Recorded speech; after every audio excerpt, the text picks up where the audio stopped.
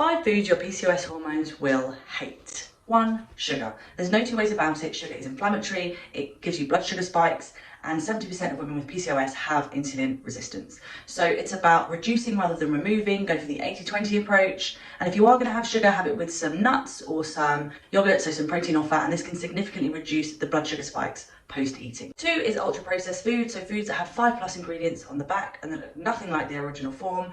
A general rule of thumb is if you don't recognise the ingredients, then your body won't recognise it either. 3 are seed oils, so these have been getting a lot of press recently. They are toxic and inflammatory, especially when they're heated, and they are added to loads and loads and loads of foods, so check the label. 3 is trans fats or hydrogenated fats. Now don't get me wrong, I love fats. Our hormones are made from fat, so we need to keep them in the diet, but specifically trans fats, they're created in a lab, they're injected into foods to give them a longer shelf life or to make them taste nicer, and they are super toxic and inflammatory in the body. And last but not least, number 5 is processed meat, not to be confused with other meat or red meat. It is things like sausages, cheap sausages, or plastic ham, chicken nuggets, meat that has lots and lots of ingredients on the back of the packet. So what do these 5 things have in common? They are all inflammatory within the body. PCOS is an inflammatory condition, and if you want to start reversing your symptoms, you have to start reducing inflammation.